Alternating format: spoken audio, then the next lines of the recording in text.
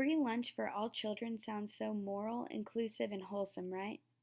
What if all of America could have free lunch served in schools? We could end so many problems that typical school children face on a day to day basis.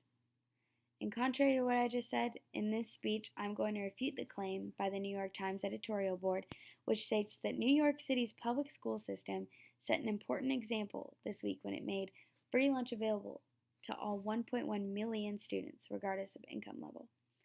In this speech, I'm going to be providing how the editor created too short of an article to be convincing, and by showing how the editor stated some very large claim by only providing misleading evidence or by not supporting these claims with any evidence at all. I will do this by evaluating three different parts of the editorial supporting evidence and by emphasizing the evidence that was completely irrelevant. For my first main point, in the second paragraph of the editorial, the very first sentence, the editorial claims that 3/4 of New York City's school children had already qualified for free or reduced lunch. The supporting evidence is extremely weak for this statement. The supporting evidence goes as follows. The new initiative reaches another 200,000 children, saving their families about $300 a year per child. These additional lunches are not expected to cost the city more money thanks to the federal Community Eligibility Provision Program, under which schools that offer free lunch and breakfast to all children are reimbursed based on a student's poverty level. A new state data system that matches poor families with the schools their children attend has allowed the city to sign up for the program. The supporting evidence could go on to discuss what in the world the Community Eligibility Provision Program is, how long they have been funding it, and how they even became involved. Also, the evidence clearly states schools that offer free lunch and sign up for the program. I thought every single school in New York was going to be providing free lunch based on the claim that this article has made. The wording is completely misleading.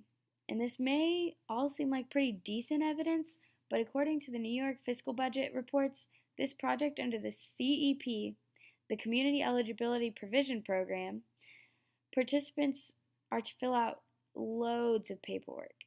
And if the city block grants this, then they raise the expense of the school lunches by $5.2 million.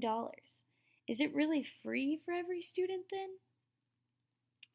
Going into my next point. Next, I'll be discussing the evidence in paragraph 4. I believe that the evidence relates morally to the topic at hand, but in no way supports it. The evidence goes as follows. Yet, a new survey of 50 large school districts by the Food Research and Action Center, a national nonprofit group, shows that many school meal policies are quite retrograde on this front. For example, only 8 of the districts offer free lunch to all students among the 40 schools that have established policies for dealing with unpaid meal bills.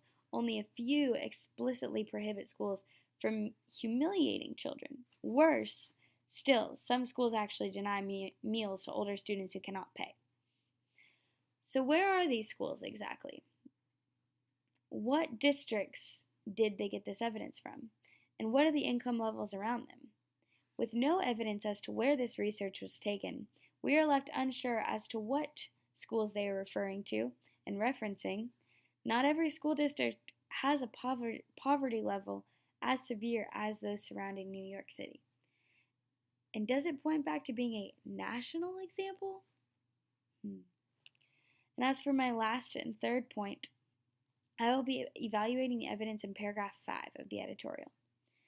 This evidence is not supported by any means and has no basis. All families know that free or reduced lunch is indeed an option, and it becomes an issue when they do not qualify for free or reduced lunch. The evidence states, shockingly, most school policies do not even mention the fact that families in financial trouble might be able to be eligible for free or reduced price meals. Struggling families that fail to pay school lunch fees are driven further into poverty by debt collectors and their onerous fees.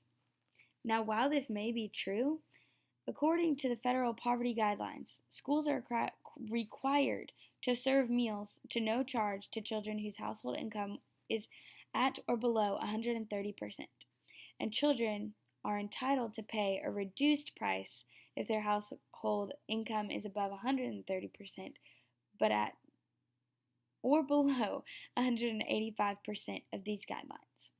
So these options are here for these families struggling. I just don't think that